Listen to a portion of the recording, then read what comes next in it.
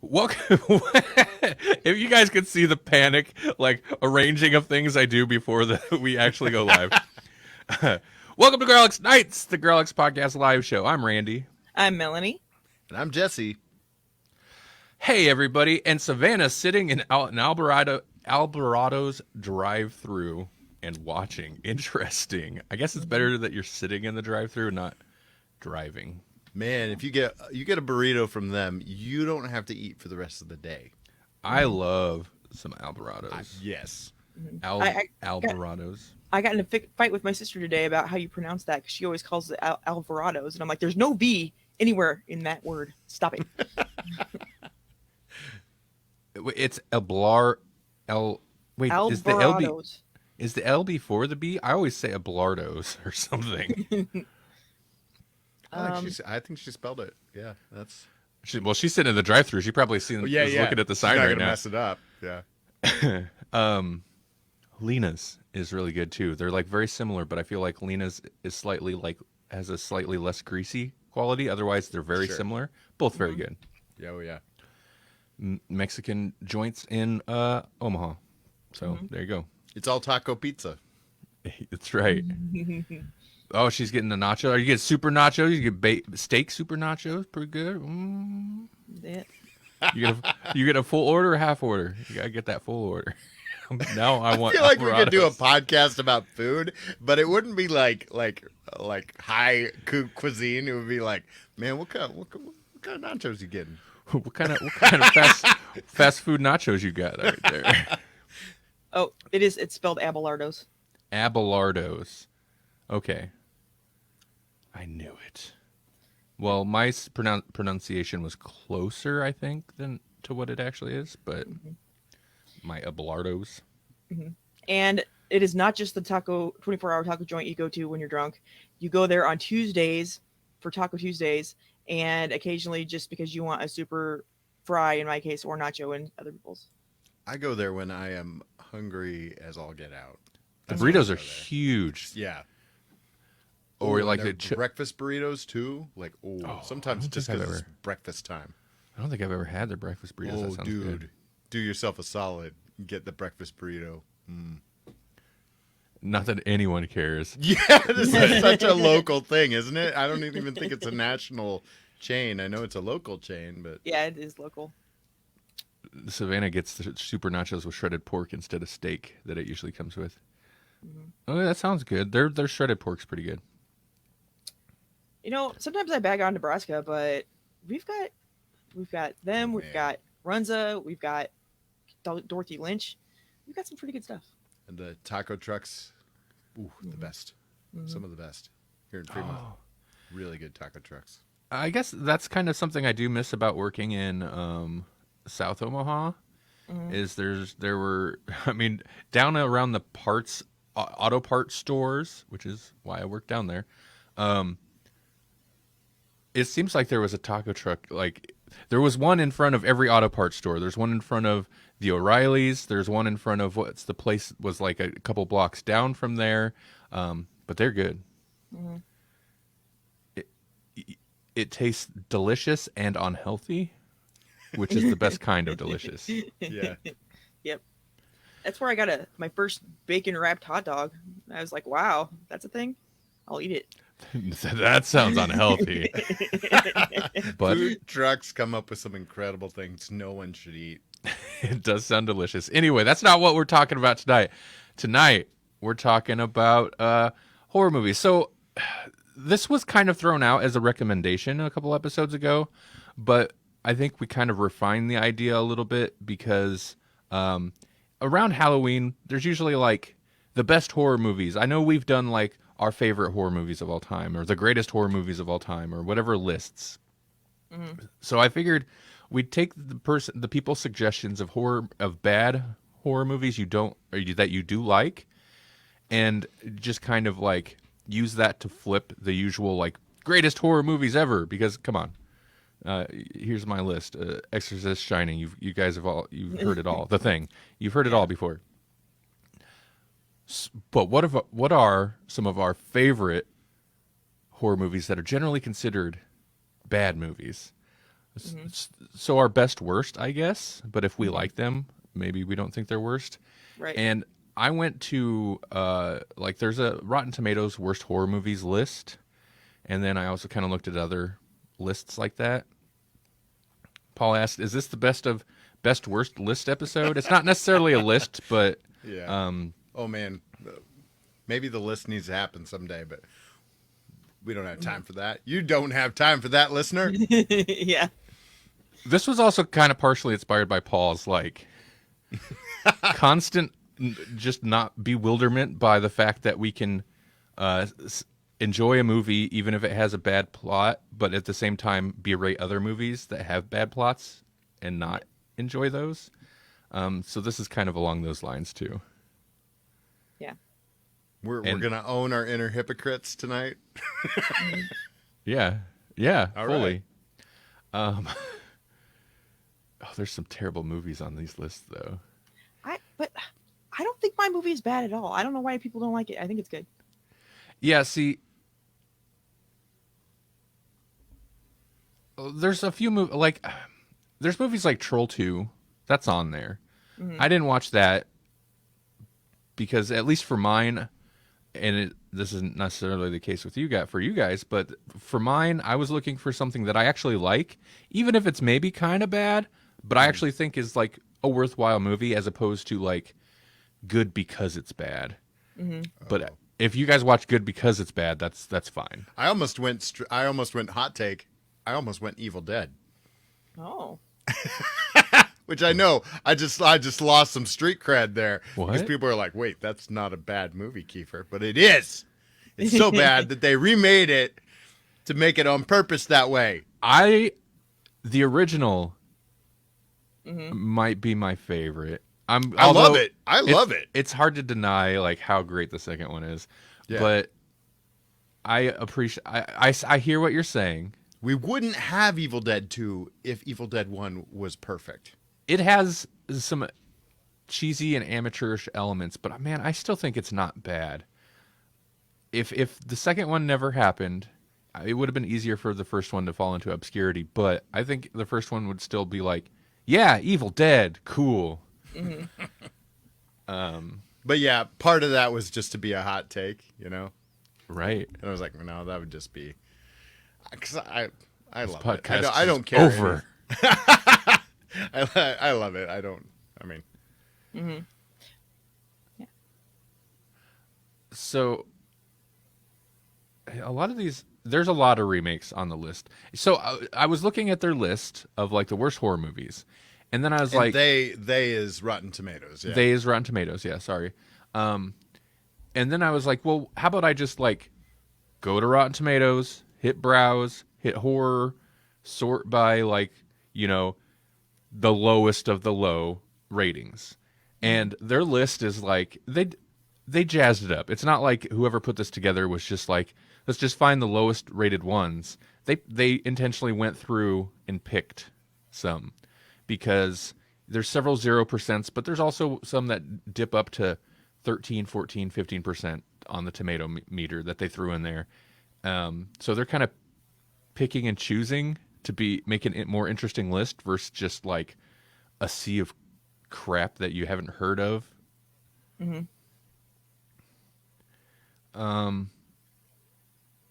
Paul, you need to schedule that remake episode with me. Evil Dead remake? Is that what we're talking about?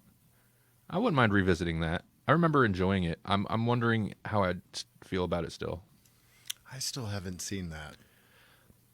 Because I mean, I hate to be that guy because I'm not usually that guy, but I don't think it needs to exist. oh no, it absolutely doesn't. And I'm super glad.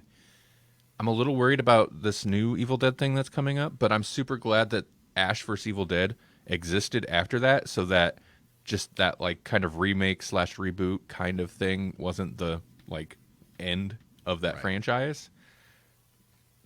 Because I feel like some of the twisted joy comes back in to that movie towards the end, but like that's what's it's a super gory and serious remake of Evil Dead, and that's not. You're missing a huge thing that makes Evil Dead awesome. It was still good though. I thought, or decent. One of the things on that list, that Rotten Tomatoes list, and I just kind of mentioned this in the chat, the Grawlix chat, was Flatliners, and I was like, Flatliners isn't a bad movie. I mean, it's hardly horror. I mean, it's more paranormal, supernatural. I don't know. It's kind of thriller a little. Yeah, it's got a little bit of a scary, spooky vibe to it because you're dealing with death and the unknown. But like, I never thought it was a bad movie. And then I was like, so I'm gonna do that one. And then I looked at it closer. It was like, oh, it's an unnecessary remake. That's who thought that needed a repaint? I think whoever put this list together, they combed through for. Well, first off, stuff people would recognize because people, if they pull up a list, they don't know any of the movies. It's not going to be that interesting to them, I think. But they comb through specifically looking for unnecessary remakes and sequels because I'm looking at it now, and up on like towards the top, number 3, they have, or towards the bottom of the list, I guess, the 2016 Cabin Fever, which. Why did Cabin Fever need is that a remake? Like, why did Cabin Fever need a remake? It was made in the last 20 years. Yeah, it's weird. But, yeah. Jaws the Revenge. What? Is that Jaws 3? What's that? I feel like it is. Or is that Jaws 2? I thought Jaws 2 was just called Jaws 2. Oh, Jaws 3 might have been the 3D one. Wait, which one? Hold on. I'm going to find out. We have to know now. 87. That's pretty... 87. That's pretty long because Jaws came out 78, right? That's got to be 2. Okay. Wait. The one with Dennis Quaid. That's the bad one. Hold on. I need to know for sure. Jaws. Maybe that's later. Maybe it's not. Maybe it's like 4. 4. I feel like maybe that's not the case though. No, it's 4. It's 4. Okay. What else? There was another one that I saw. Oh, yeah, like, there's all sorts of movies I didn't even know were remade, like Jacob's Ladder. I was like, what? How is Jacob's Ladder a bad movie? Oh, because this is the one made in 2019 that I didn't even know existed. Okay, well, Paul, here we go, Paul. Paul, there's an instant dislike towards remakes, whether they're actually good or not. It's an odd social norm. Well, it depends because... First off, so many I think have been bad. It's like it's a little different now, but licensed video games back in the day. When you'd see like a Nintendo or Super Nintendo or Sega Genesis game, I'm talking to the young kids now, our younger audience, on the rental store shelf. Oh, God, I just aged myself so badly with everything I'm saying. Right. But, like, you know, if it was a movie license or something, after a certain point, you learn. You're just like, no, that's going to be terrible. It's going to be dog crap. Like, just because, like, companies would get licenses and then just crank those out as quick as possible. And so it's that thing of so many of them are bad, they just kind of, you just get that assumption, right? When you're like, oh, another remake, huh? Yeah. But then in the case of, Jacob's Ladder? Why would you remake that? First off, that's such a kind of unique movie that, like, you're not going to bring anything new to it. It doesn't need to be updated. It's kind of, I feel like it being set in a certain time period is kind of important to its plot. Yeah. Why would you do it? Or the Gus Van Sant remake of Psycho. Like, let's do a shot for shot Psycho, except have worse actors and it's in color so that kids will watch it. Any sense, man? I hate that. Well, that's when a stranger calls, I was like, why was that even remade? You know, like the original's great, and I don't know that you could do it now. That's the whole problem, really. I think with the remakes is they don't remake bad movies; they remake good movies, and you can't make a good movie much better, really, most of the time. Right. You could just make it worse. Go make a bad movie and turn it into something good. Do that. You know? And I think that comes down. Yeah. I wonder if the Running Man remake's still happening. And I know it's got a following, like, because it's campy fun, but Running Man is kind of terrible. It could be an awesome movie if they remade Running Man. Sure, yeah. And I remember hearing at one point that I thought there was what's his name? Shaun of the Dead director guy.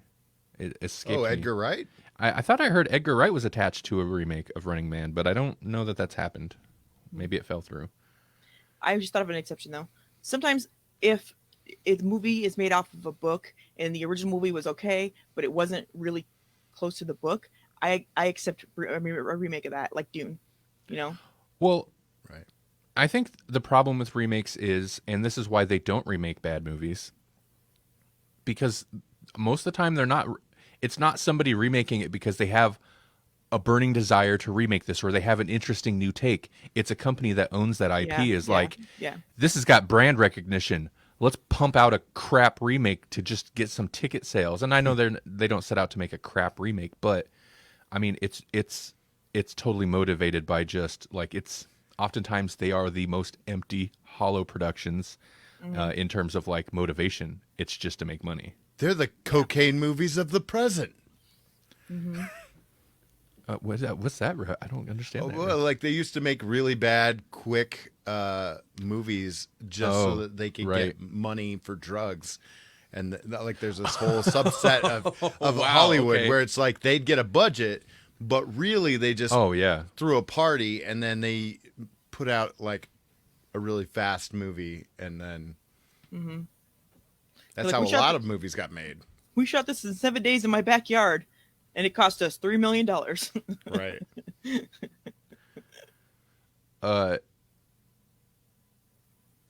Obviously though there's exceptions like The Thing, which I already mentioned, we've seen recently in the drive-in. John Carpenter's The Thing, and that is kind of a case where the original is kind of a classic. It's a classic in that it. Listen, what is that? 50s sci-fi and horror like doesn't hold up as well as movies once you hit like the 60s, 70s and on. Like it's basically a vegetable monster.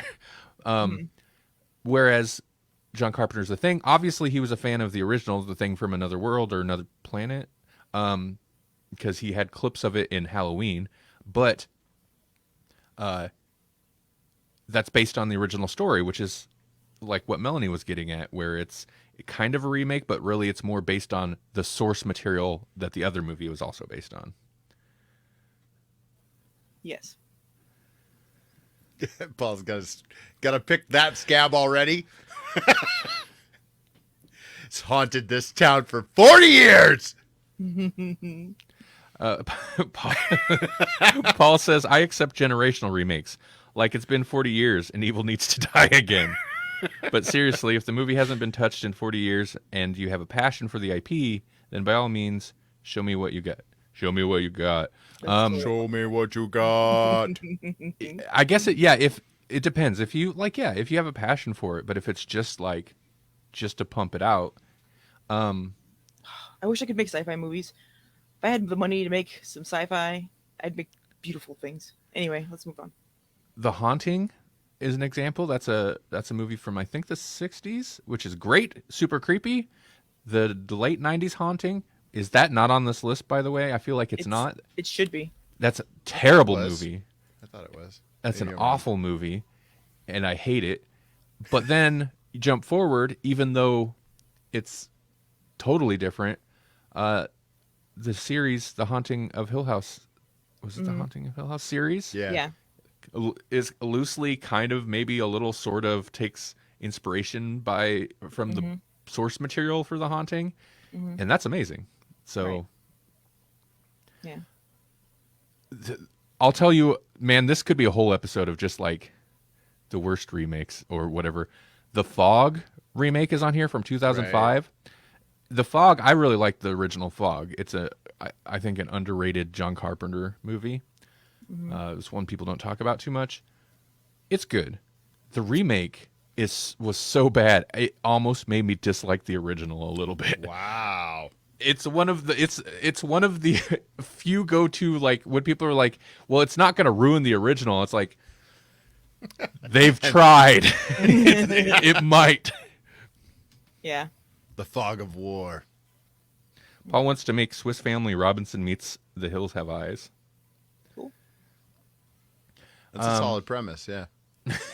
Right. Real quick, I think there was just a couple, one something I watched. Oh, there was a couple things. Blood Red Sky, Melanie and I watched that this last weekend, I think. I liked it. I recommend it. I kind of don't want to spoil it, but then again, if you just look at the poster, it's going to be a little spoiled.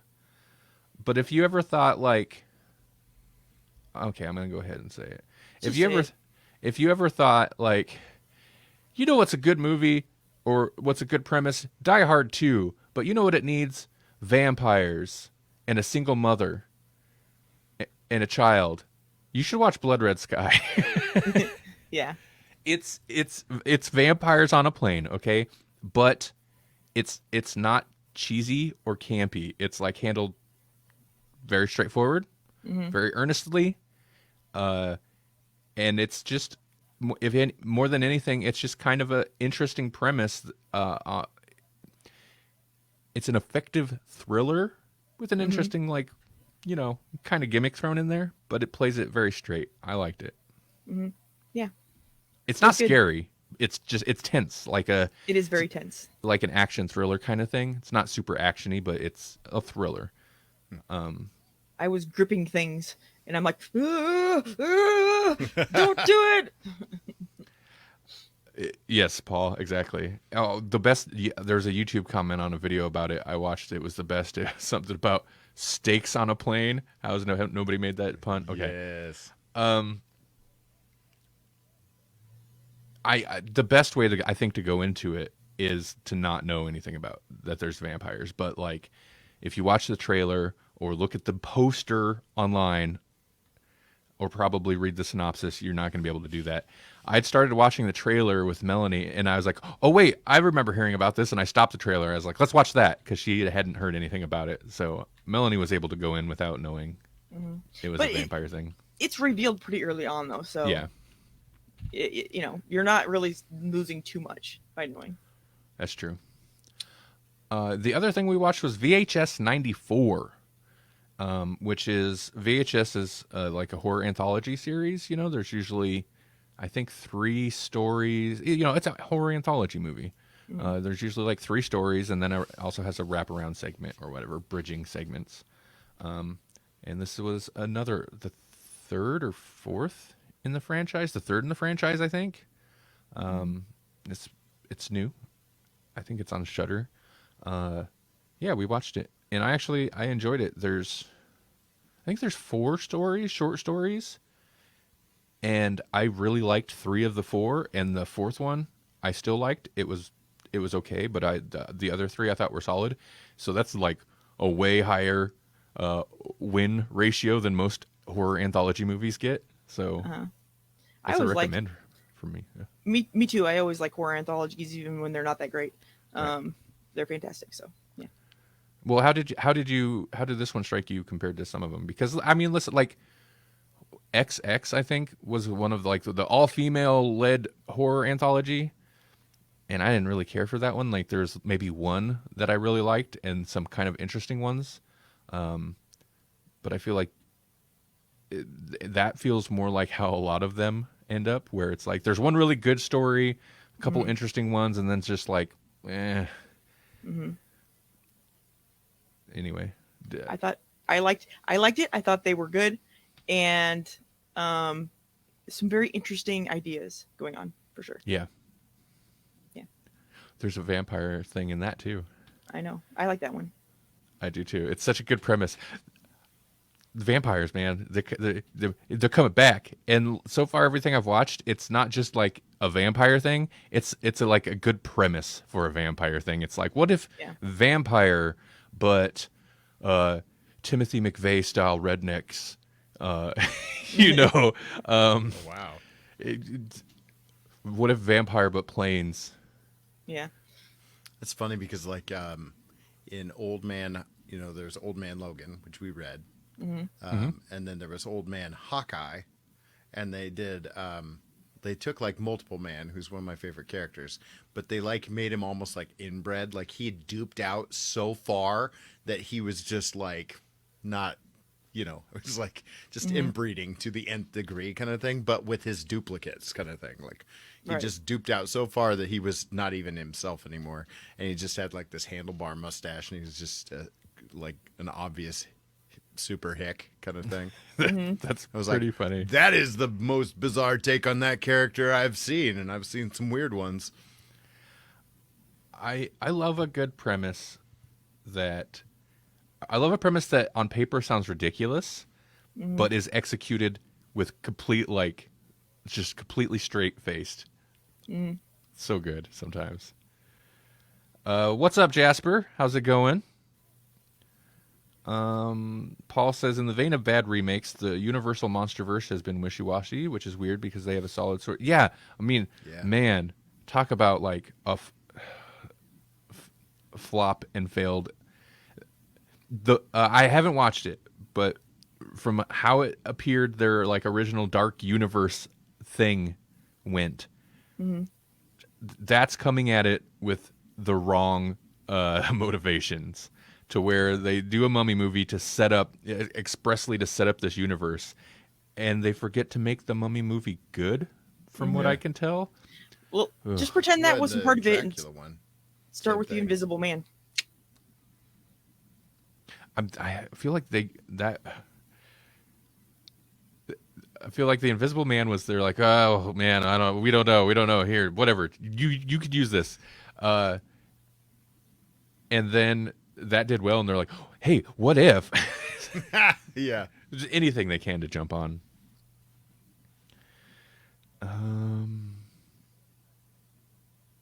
Did we talk about Colin Robinson yet? Oh no. Why? Because he's an energy vampire?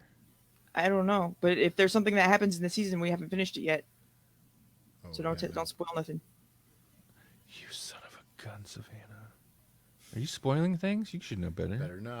Better not.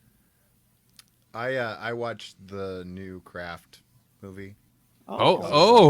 Speaking of remakes, it was cheap. You guys saw it like not long after it came out, right? I don't think I remember us talking about it a lot, but I never watched it. I feel like maybe we had somebody on that watched it.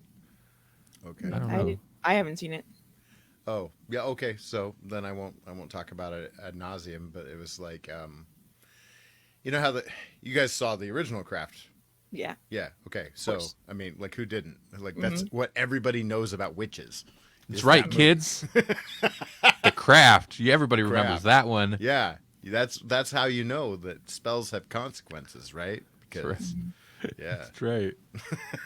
But so this is like it's like a sequel, sort of, but like with a whole new brood kind of thing, and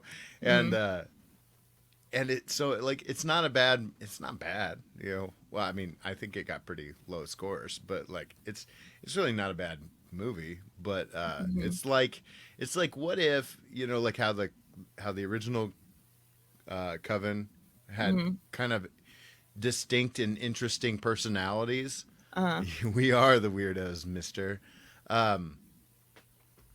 This one basically had one character that was interesting. Like the rest of the Coven is there to discover her, and that's it. Yeah. You know how Sarah was kind of the linchpin in the first one, and Nancy was like the baddie.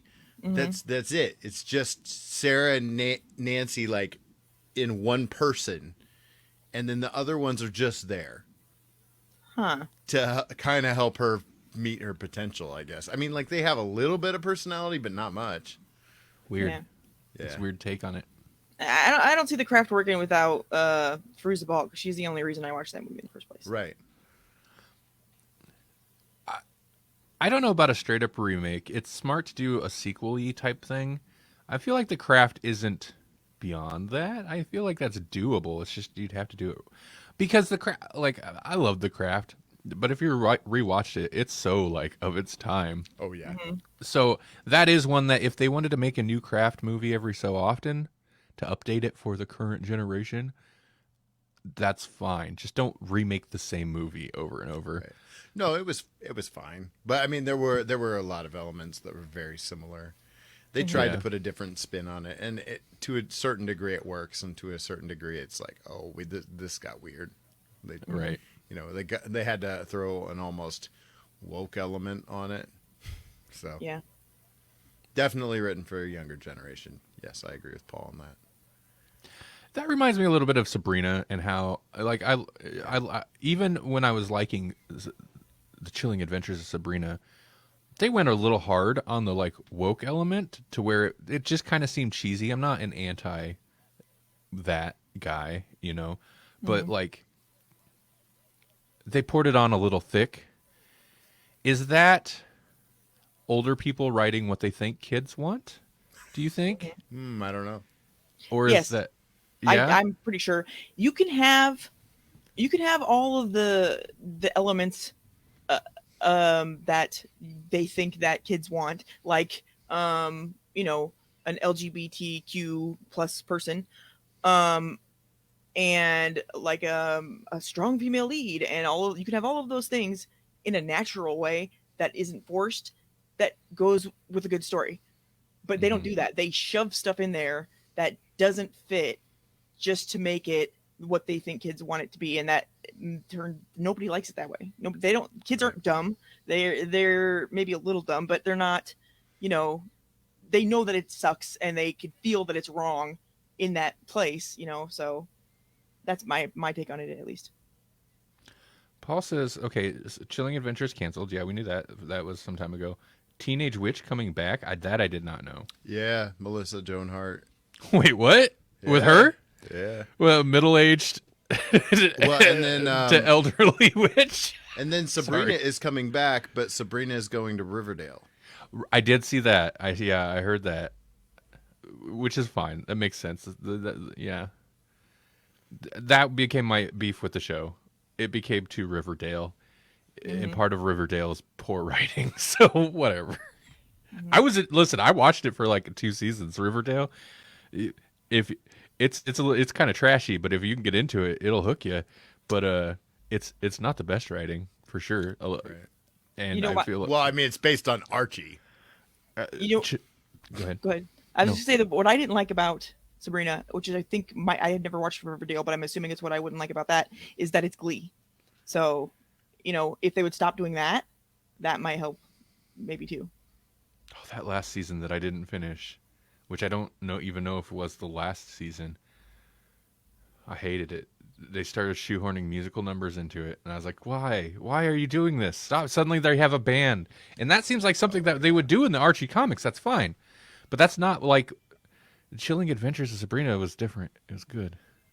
Yeah. No, We the need first more- season was awesome. Second season was awesome. Third season, what? What a nosedive. What a nosedive. I was singing that show's praises so hard for a long time, and then it just nosedived. Anyway. Yeah, we're a little over halfway. We should probably maybe get to the main theme of the show. We should. We talked about important things like taco trucks. Yeah. I'm catching up on comments just so you guys know. Savannah said the first season of Chilling Adventures was amazing. I agree. Because it's all Halloweeny right now. Like that first season especially is maybe the most Halloweeny TV show I've ever seen. And it kind of made me miss it. I was like, oh, it kind of makes me want to watch it a little bit. But then I'm like, but why also? Yeah. Just to have that letdown of like, I should keep going. No. So like the first season of Heroes. Yes, Heroes. I loved Heroes until the writer's strike ruined it, and then it was terrible after that. Like even after the writer's strike, the writing, it's like the writer's strike happened, and then the good writing just never came back. Yeah. Scabs. Yeah. Ooh, and Heroes did that thing where it set up a bunch of stuff before the writer's strike that they just never went back to. Why would you just leave it dangling? Like Because they don't know where it was supposed to be going. Yeah. Time traveling. Was it the same? It wasn't the same writers. I was like, is it the same people that made Lost? But no, that were kind of happening at the same time.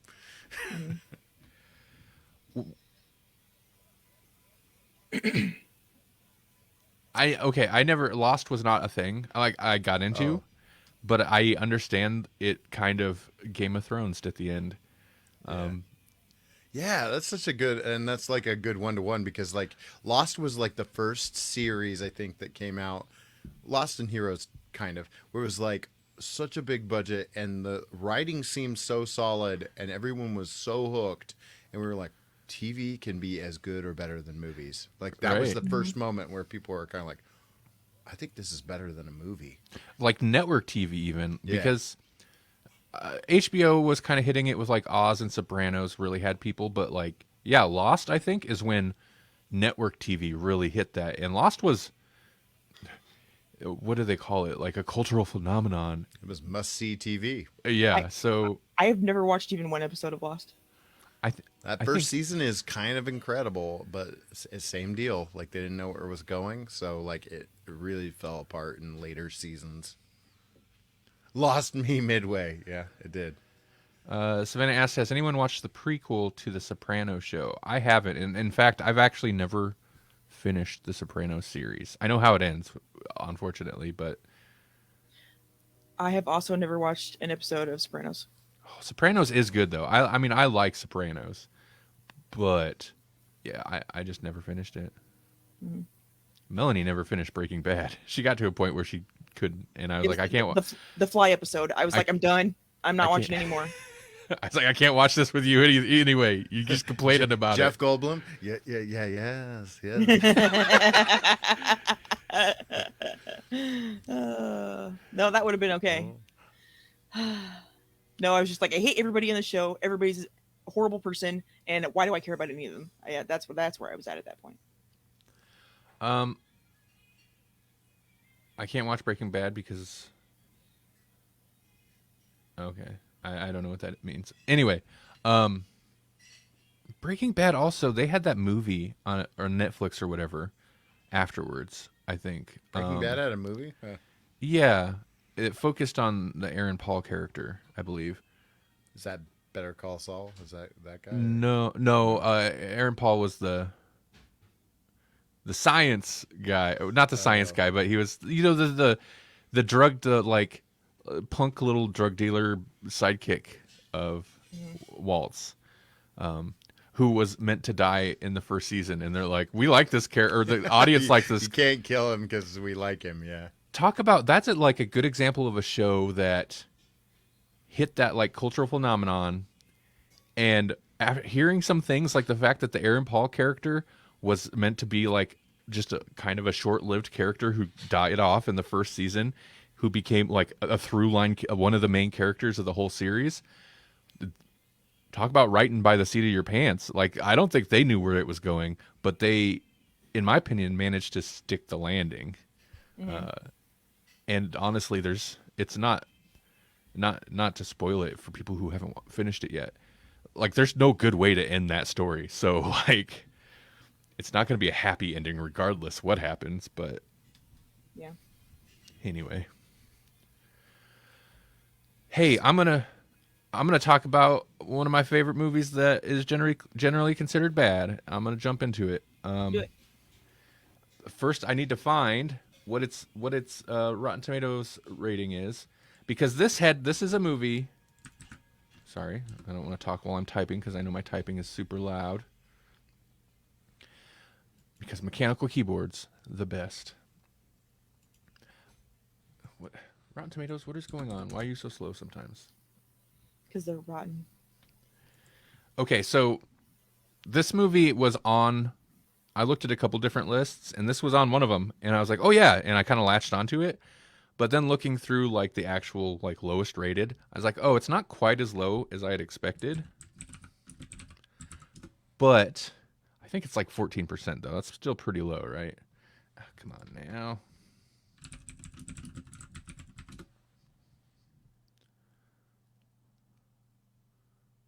On this show, we always get, and part of it is because I know later it's going to be audio, but I'm always like, there's always pressure to. What is going on? There it is. I'm always pressure to like keep the talk going or keep it engaging. But if you watch just live streams, I think we do it wrong. There's too much pressure. I put too much pressure on myself, and then I talk constantly for an hour and a half. But if you watch like other live streams, people just kicking it. Yeah, live streams. They might be eating.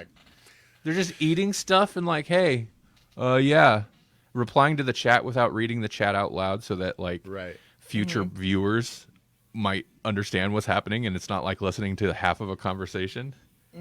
Especially when it's weird stuff where he's like, whoa, he's a wizard. And you're like, what? Who's a wizard? What's going on? Right. I don't watch a lot of Twitch streams, but I do watch some YouTube videos that are usually cut together from Twitch streams later. Like some Mario Maker Let's Players do that. They'll repurpose their Twitch streams. They're usually pretty good about it, but occasionally, like one of them, it'll be like that, where they'll respond to something, and then that's it. And it's like, what was that conversation? I'm not going to read the text you have up in the... Hold on, where's it at? Up in the corner, flying by, that's that big. Like, what was that? Yeah. I don't even know why they have that overlay. Because no one else can... I don't know. Unless people have like 72-inch monitors or something. Right. You're not going to see it on your phone. If if I'm watching it in my living room, the TV's on the other side of the room. I can't see that text from across the way. So the book, you'll see why I said that. The movie that got 14% tomato meter, only 18% audience score. So this is not necessarily a case of like, well, the critics just didn't like it, but the audience loved it. That I kind of have a soft spot for, even though I recognize there's not great elements. This movie came out, I believe, in 2000. I think it was in theaters on Halloween, because the Halloween night of 2000, it was stormy and crappy out, I think. And in Fremont, Nebraska, there was a Randy with nothing to do on Halloween, so he went to see this movie by himself in the theater. My Bloody Valentine. No. Was that out at that time? I don't know. That might have been a Valentine movie, actually. I don't know. Book of Shadows, Blair Witch 2. Oh, yeah. Yeah, that movie wasn't horrible. It was way better than it had any right to be. Right. I always kind of enjoyed it. It became one of those movies. What a pairing. It became one of those movies for a while that I'd show people all the time. Be like, oh, you haven't seen this? And, of course, nobody's seen it because they're like, no. Blair Witch 2, I didn't watch that. It's going to be terrible. So I make people watch this and, like, Requiem for a Dream.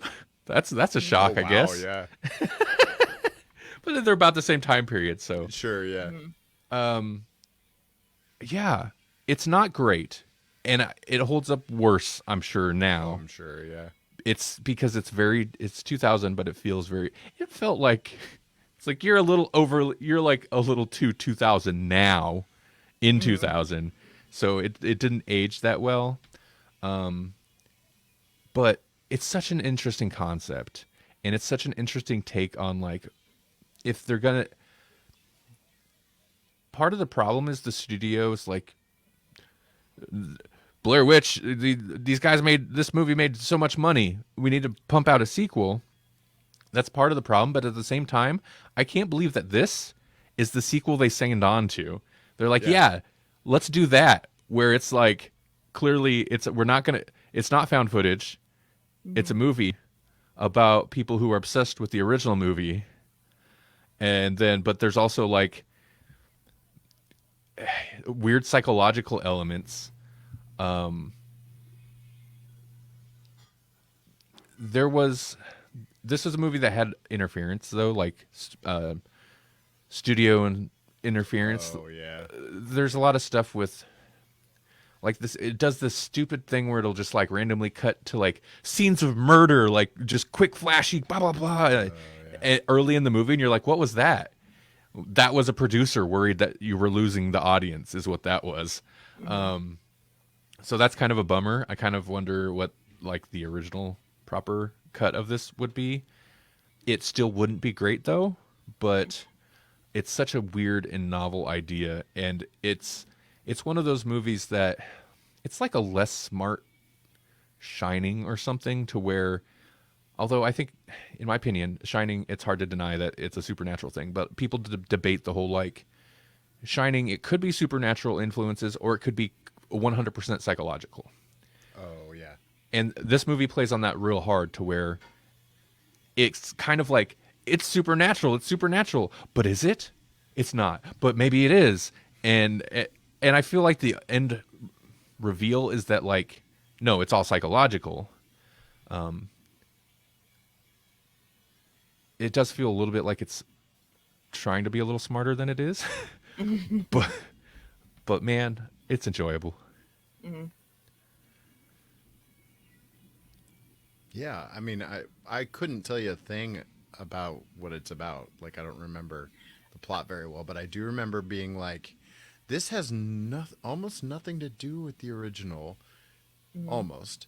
But it's kind of okay. Like usually I hate that when it's a total divergence, but in this case it was like I didn't really want to see another found footage movie. You know, like Blair Witch did what it was going to do. There was no way you were going to follow that up like that. Mm-hmm. So I was like, this was so out of left field for me that I was kind of on board. I remember a bridge to a house and a witchy chick with like flowy dress and fluffy hair. That's it. So, you know, I'm going to tell on myself. I've been kind of busy and I did not rewatch this for this episode, but I've seen this movie so many times. It's almost, it's not Evil Dead 2, but I'd made the joke earlier a couple episodes back that like, I wouldn't have to rewatch Evil Dead 2 to like review it or talk about it. Book of Shadows, Blair Witch 2, Book of Shadows, or flip that around.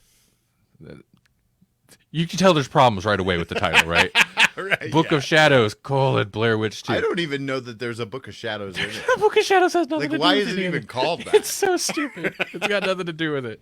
It's like, I guess it's a witch reference. It's probably they're like, we have this movie, Book of Shadows, but we're gonna add a little bit of Blair Witch in there so that we can get it made. Actually, maybe. Take Except it easy, you'd Paul. expect a Book of Shadows in there somewhere. Yeah. Paul's bouncing. He says, "Have a happy Halloween." See you, Paul. Happy Halloween. Okay, so this is the premise. Real quick, I've already talked longer about this than I expected. Basically, there's like tour groups have set up like Blair Witch tour groups. Like you go there, like you go, and this guide will take you through the woods, and supposedly whatever. It's clearly like tour groups set up to like cash in on, set up to cash. There's a lot of interesting like meta stuff, Right. in the movie itself, but also behind the thought process of the movie. Like they hired on an interesting documentary filmmaker to make this, but you know, so we follow a group that's like being led through like on a Blair Witch tour by this guy who lives there locally, and he's just like cashing in on the idea. But the whole movie revolves around the idea of like obsession. Like each character kind of like fixates on a different aspect of the Blair Witch, either mythos or movie itself, because in this movie the Blair Witch is a movie, but maybe real. And then they all get super drunk and messed up while Queens of the Stone Age, you know, that one song where they just say all the drugs, plays, which is a great song. Thank you, Blair Witch 2, for letting me know that song existed. And then the next day, like all their stuff's like they come out, they wake up and they were blacked out. One character has a miscarriage. That's not fun. But then maybe she didn't know. But it's like, well, you were partying pretty hard, lady. All their stuff's been trashed. All their camera stuff. Of course, they're filming everything. Like it could have almost been found footage, but it's not. You know, it's still shot like a regular movie. And then they go back to the guide's place because they're all like discombobulated. The guide's place is, first off, awesome. It's like an old warehouse looking place that he lives in. But that's where there's like a bridge type thing, Melanie, that you were remembering. And yes. And it turns out there was another tour group there that they kind of come across. Apparently during our characters' blackout periods, this other tour group got slaughtered. They got murdered in the woods. And so they're like, we couldn't have done that. We didn't do that. And then they're watching back their tapes and they're like, oh, maybe we did that. And maybe, maybe we were possessed. But were we possessed? And anyway, that's the basic plot, if that makes sense. Right. Okay. Yeah, that's vaguely familiar. Mm-hmm. Yeah, it's weird. There's this stuff does not age well. Speaking of like the craft, the craft has similar elements, but I feel like the craft handles it better. But like, there's the goth character, there's the Wiccan character, right, and they're so like, even though it's 2000, they're the 90s versions of what those characters are. Sure. That there's no way it. Like I said, it felt a little dated at the time, and it's aged probably even worse. That's it. I enjoyed it. I have no idea what I'd give a star rating. I should rewatch it though, because I want to know what I would rate it now. But it's worth a watch. If you are ever like, I'm never gonna watch that, it's a surprisingly weird, meta, and somewhat psychological take on what a Blair Witch sequel would be. It's weird. Who's next? I need to stop talking. I'm sorry, guys. I guess Jesse's next. Okay. Jesse, all right. yeah, Jesse should go, and then I will take over after that and finish. Okay. All right. Okay, so I have not talked about a Puppet Master movie in a while, so here we are. And I felt like it fits. I felt like it fits the theme because like Puppet Master is one of those that if you love it, it's not because you love great acting. Let's just get that out of the way. You love it because you love the weird little puppets, right?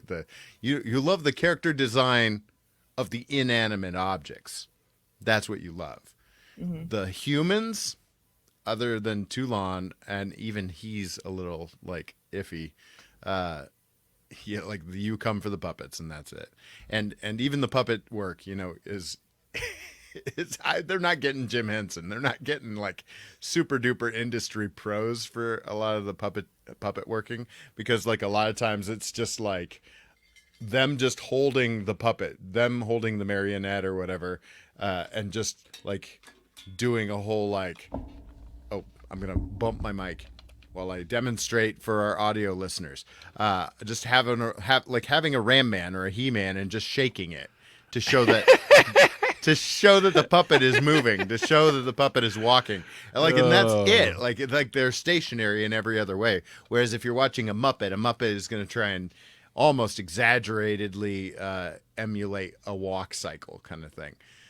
None of that in a Puppet Master movie, which is what leads me to believe like, how great of a puppeteer do we have on staff for this thing? Anyways, I like the Puppet Master movies. I think I've mentioned that in the past because I'm a puppet enthusiast. But there's a movie there's a couple movies now, but like back in the original series, I think it was like Puppet Master 1 through 5. Those were kind of sort of like the original series, right? And I think they were thinking to just end at 5. Well, they came out with Curse of the Puppet Master, which kind of was like a soft reboot of it almost. Okay. It's almost like a Superman Returns kind of thing where it's kind of plunked down in between Puppet Master and Puppet Master 2. Mm-hmm. And Puppet Master 2 is probably considered the superior Puppet Master movie because Puppet Master 1 sets up the premise and it's okay. It's not like it's not like an incredible movie. It's a terrible movie. No, it's not like terrible. It's pretty cheesy, but it's a Puppet Master. It's bizarre too, like a lot of people they're like, this movie is weird, and then Puppet Master 2 kind of takes the idea and runs a little better with it. Gotcha. So yeah, if you're not sure, like if I were recommending a single Puppet Master movie, it would probably be 2. Uh-huh. But then this happens, and people are like, the reason I chose this one is people have mixed feelings about this one because it, like, again, anytime you do kind of a soft reboot or whatever, or you throw something in the middle, like Superman Returns, it's like, well, that plays with it in a weird way. Like you've introduced some interesting characters, but in a weird way, and now we have a puppet that we haven't seen before. But yeah, with this weird backstory. So it's kind of, it's even in the Puppet Master, you know, pantheon or legacy or whatever you want to call it. This one's kind of a weird one, and people don't know how to feel about it. So yeah, I did this one, and it's like after Andrew Toulon, so after the first movie, the puppets are in the hands of another guy called I've already forgotten his name, and I just rewatched it. By the way, you can watch this on Tubi, so you can watch it for free right now. Oh yeah, Blair Witch 2: Book of Shadows also on Tubi. You know, nice. Mark of quality. Yeah, that's how you know what we're watching is great. Curse of the Puppet Master has an audience score of 29, and it doesn't even rate on the tomato. It didn't even have enough like critic reviews to rate on there. Ooh. It's got 2 critic reviews, and one gives it a 1 out of 5, and one gives it a 2 out of 5. So they rate it pretty low. Audience rates it a little higher than Book of Shadows got. Yeah, I don't know. I don't know what to tell you about it other than it's a Puppet Master movie, but it's like one of those that was. I mean, I think they started going direct to video anyways. Like I don't know if any of them went to the theater. Maybe the first one, maybe the second one. I don't know. Right. Full Moon is basically direct to video.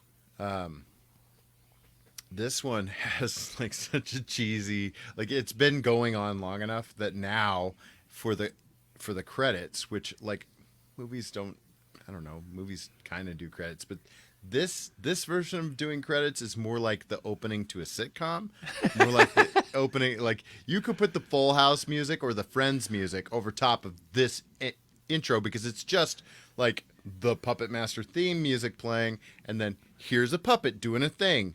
Here's a puppet looking at another thing. It's just like footage from previous movies too. Like it's not even from this movie. It's just like previous movies. And we're like, all right, Full House opening. That's great. One of the dynamics that's different about this one is that all the puppets just kind of live in this this guy has this freak show, like a local freak show. Okay. And he just kind of lives, they just kind of live with them, but he's the puppet master. He's in charge of them. But he keeps them in a cage when you know, like at night or whatever, to keep them safe, he says, but really he just like he has them do their thing like out in the open. That's one of the things that I think is bizarre about this movie is this, like, I mean, obviously in the original they're part of a puppet show, but like he just like he exploits the fact that they're living puppets, and he's just like, here they are, this bizarre wonder of the world kind of thing. And look, no strings, and I wonder how it works. And go take a quick look. That's what I was just thinking. He's the bad guy from Pinocchio. Yeah, basically. So it's kind of a soft reboot, but it opens with like footage from the other movies. Yeah, yes. That's so weird. That sounds like it doesn't. Once it's cake and to eat it too. Yeah. Well, I mean, I wouldn't even say that it's a soft reboot so much as like a soft relaunch of the series, almost like what you would say the Curse of Chucky was, kind of thing. Like, okay. Here's a jumping on point. Yeah. It's actually part of the thing, but here's a good new place to start, I guess. Gotcha. Right. But like, I don't know. Aside from the puppets, it's such a basic plot. It's got the kid that's he has no ties to anything, but he's really good at carving wood. so this guy wants to like he's like, you're really good at carving wood. You should carve wood for me. What do they pay you here? I'll pay you the same. I was like, wow, man, you are not good at negotiating. Like, but I guess he worked at a gas station, so the kid's like, I'll do it for exactly the same money I make here. I'll carve wood for you and live at your house. And of course there's like a college-aged daughter, so that we can have like a pseudo love interest thing or a budding romance that will happen there. And then you got the bullies from town who just pick on this kid for whatever reason. I don't even know. There's got to be Just bullies. Yeah, and they're in like a heckin' Camaro. I don't know a good Grawlix version of that, but like a heckin' Camaro. Yeah. And they were like, we're gonna like, hey you, I'm gonna bully you relentlessly because I can, because I'm a guy who lifts weights. And there's even a scene later where he's just like lifting weights ridiculously, like just like no one lifts that many reps. Like bodybuilders won't even do that. Does he do the weights play a role in his death? Yes. You've Of seen course this one. it does. I haven't, but I don't think I have. You know the trope. Yeah, no, like it's this whole thing where he's like, I'm mad and I'm probably going to do some terrible things later, but the puppets are going to show up and probably kill me while I'm lifting the weights. It's just like lifting the weights for like, it took me out of it because I was like, dude, nobody does that many reps. Like, I don't care what, I mean, like, I guess he's mad. You mad, bro? From the sound of it, it's, it's a horror movie with paper thin characters. If someone has a trait, it's because the writer wants to kill someone with that trait. Right. Yes. Yeah.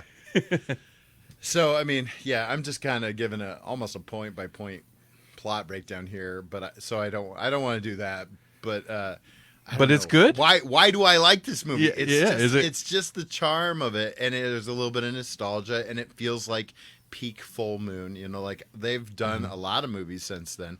I don't know. It still has some of that original charm. It's dopey as heck. It's got it's got your classic Puppet Master kills, which is just Blade basically slapping you in the face with his knife hand. Just like bia bia bia.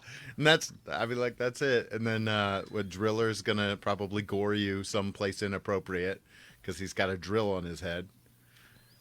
It's just what you do. Yeah, I guess so. When you're a killer puppet, you got a thing. You do that thing. Oh man! And then they kept showing like, okay, now I'm picking it apart even more. Like they show puppets that don't even show up in this movie, like in the really? intro credits. Like there's a lot of things wrong with this, but like I love it because it's got that charm. It's got the puppets that you need, and they all. I mean. Aside from the ones they show you that aren't even in the movie, they all get a chance to do something. There's some weird, creepy elements to it, which you got to have in a Puppet Master movie. You got to have kind of a pseudo man puppet thing in multiple dream sequences where there's a pseudo man puppet thing. Like that's the best. Like contractual requirement for writing one of these. I think got to have this, and it's got to have this. I mean, one of the best parts of Puppet Master 2 are some of the weird hybrid puppet people kind of things. Like that's creepy and fun, and that's kind of here in this movie too. And it's got your classic like abrupt Puppet Master ending. Where like, wait, that's the end? That's how it's over now? It's done? There's not an end credit scene? This isn't Marvel MCU yet? Okay. So I've gone through all the Friday the 13th, the Nightmare on Elm Streets, the Halloweens, the Chucky movies. That is, the Puppet Master movies is one of the longest horror franchises that I have not gone through that many of. Oh yeah. I'm so hesitant to do it, but I should do it someday. I would at least go beyond the first one. Mm-hmm. I would go on to 2 because it's one of those things where like the first movie is just a proof of concept. Right. I don't know though, because I've seen several. I don't know how many because they all are like the same to me. I couldn't they really tell you are. What one is what, but I know I've seen several of them. Until you get to like 4 and 5, because then they try to like shoehorn in this demon thing. Like 4 and 5, they do that whole thing where they go off the original formula. That's like horror franchise formula, and I don't know why they still do it because it never works. But around movie 4, 5, 6, if they hit that far, they start like feeling like they have to introduce. It's always demons or something, demons or a cult, or the leprechaun goes to the hood for some reason. Oh yeah, then they start going to the hood, or space and space. The hood twice if the first one did okay. Yeah, oh yeah. Yeah, that's when the gimmicks or people feeling like they have to, God, even Hellraiser went to space and stuff. Like, Right. I think it's them like, well, we can't just keep making the same movie. It's like, well, unless you're going to add something good, you just make the same movie. Even the Alien movies are like, let's make Ripley a clone. Yeah. Right. Yeah. How can we keep bringing her back? Well, first, you got to get Sigourney Weaver to sign on. It's going to cost a lot of money. Right. And then just make her a clone. Yeah. She's almost like Jamie Lee Curtis with the Halloween series, where every time she's like, that's the last one. I'm never doing it again. And it's like, Right. then she pops up in another one. And you're like, the pretty good payday on that one, I bet. Yeah, had to. Yeah. Cool. Yeah, I don't know. I don't know if I recommend it. I don't know. You have to like the Puppet Master. Is it a movies good to jumping care on about point this. though? If you're curious about like, you're just like, I Yeah, I want to think watch. so. You don't need any backstory at all. Like, Cool. It's just kind of a It's like a number one, kind of a new Yeah. number one. It's just like jumping right in when things, these characters exist, and you just take that for Run with it. for what it is, and like other characters are introduced to the characters, so that's why it's such a good like. Oh, okay. Mhm. I guess the '90s just really needed a Puppet Master launching point. Melanie, Yeah. what about you? I did Darkness. Yeah. Darkness was, let's see. It Yeah. was from 2002. It got 4% on the tomato meter on Rotten Tomatoes, but the audience score was 31%. But I am not the only one who thinks this was a decent movie, because it won Best Film and Best Cinematography at the Barcelona Film Award. So That's 4% is so low. That's pretty impressive that it was winning like awards. well, I think part of the problem though is that there were several different versions of this movie made for Mhm. different countries. And maybe the version you watch has a big effect, I don't know, on what you think of it. And I don't know which version I watched. But the story is this family moves to a house in Italy, I believe it is. And I think it's where the dad grew up. And they move in, and it's weird, creepy stuff starts to happen, and everybody gets all paranoid. And so they start to look into it, and they find out. I'm going spoilers here. You're going spoilers? Yes, Okay. it's a haunted house type thing. Oh, this is available on HBO Max, by the way. Yes, it is. So they look into things and find out that there was a bunch of murders and stuff in the house. And then maybe I won't spoil it completely, but Yeah. I'll just say I very much appreciated the ending of this, and I guess a lot of people didn't, but I thought it was freaking great and worth the, maybe it gets a little slow here and there, but it's very rare that a movie has the cojones to do certain things, and this movie kind of did, and at least in the version that I saw. But I know the ending is actually one of the things that is changed in some of the versions. Yeah.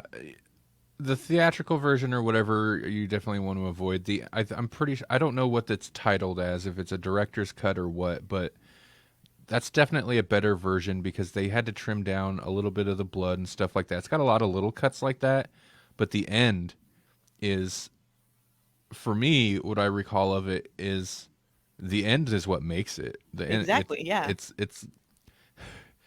It's got that thing of like, I didn't think they were going to actually go kind of hardcore with the end. And, I guess it's the spoilers in that, like, it's not necessarily a good ending, but it's a good ending for a horror movie. It's pretty cool. Yeah.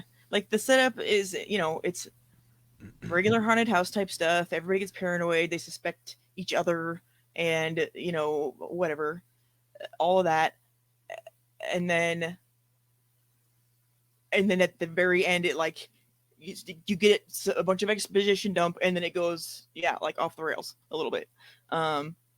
Fantastic. that's the reason that I like the movie. So you have to make sure you watch the right version, I suppose. But I think it was great. I don't know why people don't like it, unless it's just the studios mess it up because they're like, Americans are dumb and they won't watch this or something like that. Which I mean, I guess if Right. it is all subtitles, but the people probably wouldn't. But I think it's great. But you know what? You know what they could have used in this movie that What? would have helped them out? A puppet. Some nano diamond batteries that could last thousands of years, which is the thing that you should be amazed about today. It's they She's like, I'm not even gonna give Randy or Jesse a chance. We need to end this episode. All right. So a company from California believes it can develop a self-powered battery made from nuclear waste that can last 28,000 years. So it would work for, well, really, they could. Initially, they want to do it for cars and then like phones, but they plan on making it commercially for like AAA, AA, regular sized batteries. But it would basically they would store the nuclear waste from reactors in diamonds, because they would encase it to seal in the the radiation, and that's what you would use to power everything. But yeah, freaking batteries that last for a bajillion years and get rid of nuclear waste, like win-win. It's awesome. I really Are they like batteries?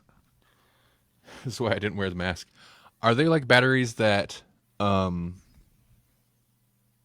like go in devices that you use? Because I don't. Yeah, they would. That was what I was saying. They're going to start off doing it for cars and then phones, and then they're going to do AA, AAA, 9-volt, whatever. Oh, I'm sorry. Regular sizes. Yeah. That makes Your remote control could have the same battery for 27 years. No, 27,000. Wait, actually, the battery, it said that could last 28,000 years. What? Yes. So, but your phone isn't going to. That's a little superfluous. Somebody's showing off. You just need nuclear waste in your pocket, is all. Yeah. Well, Yeah. that's. But they know what they're doing though. So they'd be using these tiny diamonds that they would be creating, so they'd be in the right composition to do what they wanted to do, which would be to act. It would act as a semiconductor, a heat sink, and it would hold in the radiation. So that's it. Ooh. It's amazing, and we should all have them now.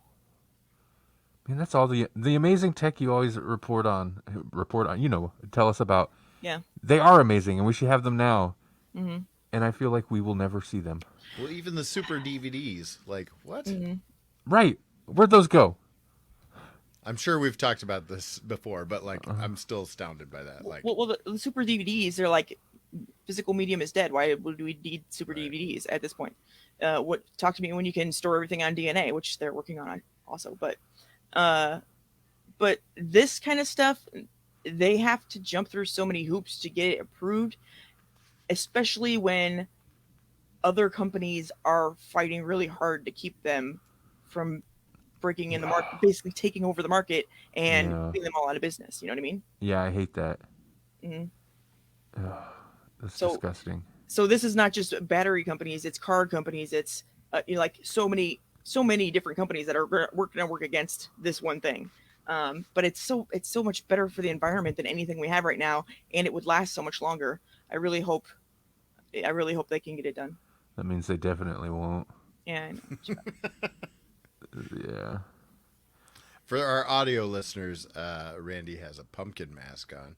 I just thought It's Halloween. if we don't remark on it, then they'll be like, "Why did Randy's voice get really weird?" I know. This is why I didn't wear it for the show. Plus, it would have been sweaty and stuff, but I had to put it on for a little bit because this is our Halloween episode. Wasn't it spooky? We talked about nachos.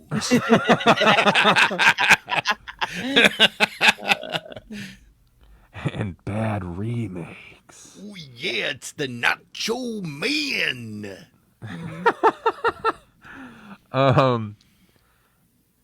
Yeah. No, I what? think it's great. We helped people though learn not to be scared of bad movies. Yeah. Yeah. Don't be afraid, unless it's the remake of The The Fog. Fog. Or When a Stranger Calls, or other The- movies that didn't need remakes at all. The Haunting. Jacob's Yeah. Ladder. Right. Jacob's Ladder is that's a legit one of the creepiest movies that people just don't talk about. I think because it Right. is kind of a weird premise, and it's not like it's not a ghosty thing or whatever. But man, that's got some imagery that I'll mess you up. has been with me since I was a kid. It is got the creepy face in the car that drives by. It's like, wait, why? What? Well, it's Right, creepy. right. All right, All right. I'm gonna take this mask off. Hold on. Yeah, because you sound like Bane. You sound like when they make fun of Bane, actually. I was Oh. born in the StreamYard darkness. Yep. I don't know what my accent is under here, but it's incredible. Batman. Dude, that's tough. I feel like there's three actors that like live in non-distinct, random, constantly changing accents, and it's Tom Hardy, Yeah. Benicio del Toro, and what's his name that I always the new Batman. Oh, Pattinson. Yeah, Yeah. Robert Pattinson.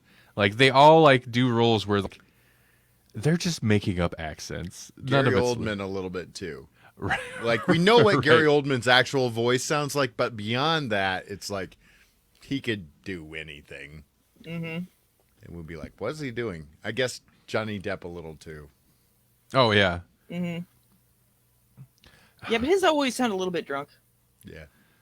Yeah, because he probably are. It's like I'm method. It's like, well, the role didn't require you to be hammered. Yeah, I can smell your method. But why is the rum gone? You drank it, John. Let's see. Hey, if you need some spooky sounds for your Halloween times, you should go to Super Science. Man, I don't get superscience.xyz. If it doesn't load for you at first, reload a couple times. It's just a redirect. I don't know why it has such trouble. Or go to superscience.bandcamp.com, or just search Super Science Candy Sack or Super Science on Apple Music, iTunes, Amazon Music, Spotify. I'm on all the things now. Go listen to it and enjoy it. Or else. Get yourself a candy sack. Get yourself a candy sack or the cats of doom will come. The spider buggy bonsai. the bonsai is going to spider buggy you. And now Je- it'll have real consequences, like craft magic. Yeah. You're right. Jesse, you got anything to mention to people? I actually do. It's weird. It's a weird one.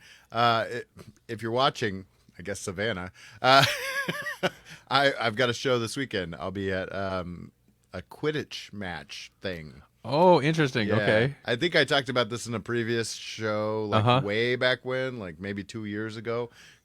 People play Quidditch. Was that They 2 years made- ago? Yeah, I remember. think I so, remember the yeah. conversation distinctly. Yeah, they made like a terrestrial, sporty version of Quidditch that people actually play, and I'm gonna be selling, like Harry Potter and other nerdy art at the thing. Oh, cool. So that'll be like the day before Halloween or whatever. Where's that? What town is that Oh, in? it's in Papillion. Pavilion? Yeah. The only way I know it's even a thing is that they have a Facebook event kind of thing. So Papillion is one of the smaller areas that was swallowed by Omaha for people outside of the media area that might be listening in the future. It's basically Omaha. right. If you're not going to play, No, it's really confusing. I mean, kind of like the real game. Imagine it is. But I mean, like, it's even more confusing because they had to like make up non-magical rules for a magical game. do they run around with broomsticks between their legs? They have like it's like a stick that emulates the broomstick, and they have to if they're like, unless you're like certain ones, like I don't remember which ones it is, but then like the bludgers have to have I think they have a bat or they have a ball. Maybe it's like a dodgeball instead for the bludgers. I think that's what it was. It's so weird. It's so bizarre. It sounds like one of those things where at a certain point I'd be like, listen, I'm not into Harry Potter enough to come up with these rules, so let's just not. Let's do something else. I mean, like, I don't even know that you need to know anything about Harry Potter to come in and be like, what is this? What's happening? What is even happening right now? Yeah. And the people who play it are like this bizarre cross section of super athletic, like literally athletes, and they gotta be nerds because otherwise why would they care? Right. Yeah, I guess that's where the nerd and the, like, I don't know that people use jock anymore, but the nerd and the jock Venn diagram overlaps. That's when you get Quidditch in real life. Right? And it's like dodgeball rugby, but you have to carry a stick. Man, if people aren't flying, what's the appeal? Right. Yeah. You're like, I don't know. But that sounds interesting to watch though. yeah, And I definitely recommend people come see me and then also check out this because it's bonkers. Like when I had slow moments, I would just go watch it because I was like trying to make sense of it. And it kind of looks fun, but like, I don't know why. so if you're selling like Harry Potter artworks and stuff and various artworks, do they have like a booth area or something that you can? Yeah, they have like a That's vendor cool. area. So, and they actually like bring in like the owls and whatnot. Like there's, I don't know what it's called, but you know, like the people with owls. I don't know. Okay. Like professionals who Owl know wranglers, things about owls. yeah. owlologists. They're a real hoot. Nice. Owl exterminators. Yeah. Owl exterminators. Exterminators. Oh no. Melanie, you got anything to mention? Have a happy Halloween. Be safe. Don't look both ways before you cross the street and wear something reflective. She meant do that thing. Yeah. Don't Yeah. like, Do the don't- safe version of what that was. Yeah. Yeah. Don't not do those things she said. And go slow and watch for kids because Yeah, Yeah. for sure. yeah. And also though, do take your kids trick or treating because at least where I always live, I never see trick or treaters, or I see very few of them, and that bums me out, man, because that's like the best thing to do as a kid. So Yeah. And Yeah. celebrate that we're American because apparently most countries don't celebrate Halloween and that's crazy to me. So Yeah. take advantage of one of the few great things about being an American and celebrate Halloween. that's when I'm gonna bust out "Proud to be American." Where at least we'll commercialize Beltane. All right, everybody. Thanks for watching, and for the future podcast feed listeners, thanks for listening. If you guys want to see or hear more, go to grawlixpodcast.com. It's GRAWLIX podcast.com, or consider becoming a supporter over at patreon.com/grawlixpodcast. That's all I got. Happy Halloween, everybody. Happy Halloween. And I totally got it wrong. I'm going to give us another 1-star review because I called it Beltane and it's more Sam Hain. Here comes the 1-star reviews. You hated the craft and you don't know gits about Beltane. You don't know gits.